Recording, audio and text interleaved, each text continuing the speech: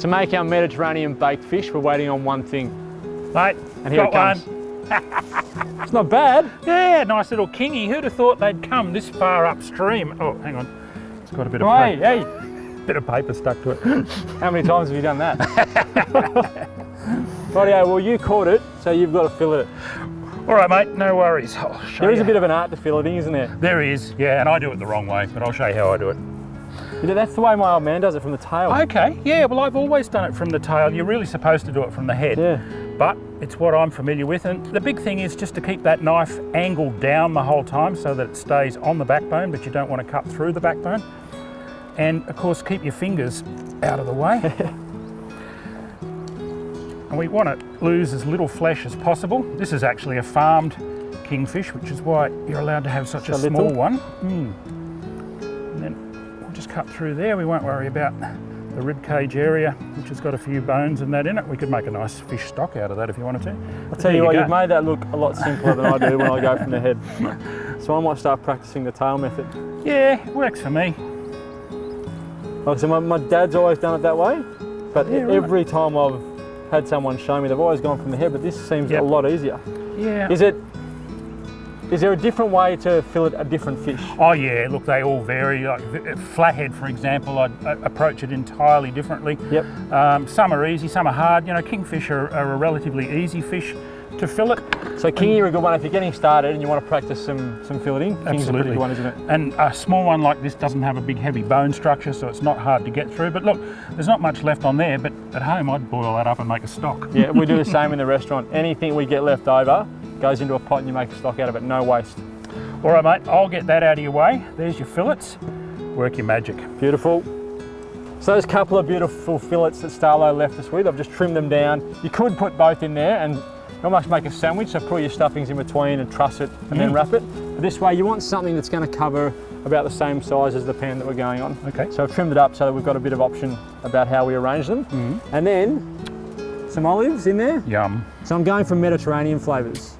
So when you're doing unpapillote or cooking in a bag like we are now, you can really do anything you want. I reckon Mediterranean flavours with kingfish is absolutely beautiful. It's So- a lovely clean flesh, isn't it? It is, it's kingfish? my favourite fish in the world. So you were talking about the farmed ones. Where would they have come from? It's probably a South Australian fish. They have cage farming down there, and they actually grow them in cages floating in the sea, and it's a great product. It is, I mean, for something that is at the moment so on trend like kingfish, to be able to then farm it and not take from our natural stocks in the ocean. I think aquaculture is a big part of the future of fisheries management because it does take that pressure off the wild stocks. Yeah. And it's a pretty, as you said, it's a really good product, so you're not really losing anything. No. Look at what Tasmania's been able to do with salmon. So if they can recreate that, we're on a winner. So then I just put in some fennel, some cherry tomatoes, a few chives, a little squeeze of lemon. Do you have a favourite fish, Salo, to eat? An eating Oh, fish? look, I do. I really like the West Australian dewfish, the DHU Yep. dewfish that they get over there. They are just superb. And their East Coast relative, the pearl perch, is very nice too. But down in your neck of the woods, the stripy trumpeter, a bit hard to beat.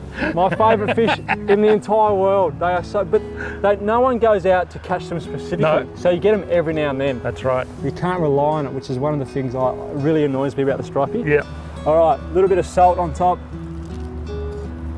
And the good thing with this is it creates a little stew in the bag. So once you open it up, you just eat it completely out of the bag. Okay. So you've almost got this Mediterranean stew with the fish in there as well. Now, A I bit of think pepper. the thing with fish, though, a lot of people, I think, overcook fish. Yep. So will you deliberately take this off when it's still a little bit underdone? Yep. So we've got a really gentle heat on the pig. So we're going to protect it a little bit with a diffuser under there. About 8 minutes to 10 minutes is all you're going to need. And take it off when you're 80% of the way there. The residual heat in the bag is going to take care of it for you. Absolutely. A little bit of oil. A lot of people are scared of cooking fish for that exact reason. Yep. They're worried about overcooking it, it turns to cardboard. Kingfish is a little bit forgiving in that way. It is. But something like a snapper, if you overcook a snapper, Dry. it is horrible. Okay, and then you just get another same setup with your foil and your baking paper and just go around and crimp the edges. Okay. And you're trying to create the same size circle as we've got on our barbecue plate. That's pretty simple, isn't it? When you've got good produce, Yeah. simplicity is all you need to do. And with fish especially, you don't need to overcomplicate it. Nah. I mean, if you've got a kingfish that you pulled out of the Yarra River, Yeah, that's right. one, ring the newspaper and tell them about it. Okay, that just goes on there. And as I said, we've got about 8 minutes, and then we can open it up. Simple.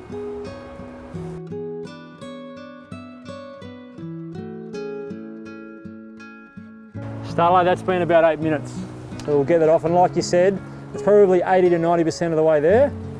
And we'll just let it sit there and rest through for another couple of minutes. Now, we left the skin on to protect it from that heat coming from the bottom, but we made sure we take all the scales off. Yes. So it's not like cooking in a hot pan. If you're cooking in a hot pan, you actually want to leave the scales on because they melt and they become that glass that gives you a really crispy skin. Right. So if you're cooking it directly on the barbecue grill, you can leave the scales on, but if not, take the scales off. Good to know. All right, the big reveal. Yes. So hopefully there'll be a nice little sort of sauce stew in there on the bottom.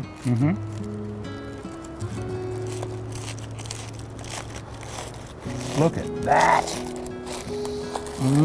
Smells good. So last little squeeze of fresh lemon on there. And last little pinch of salt. Oh, lovely. More fresh chives. And that's it. Oh, smell that. I'm pretty happy with that. I'm going to be pretty happy about eating it.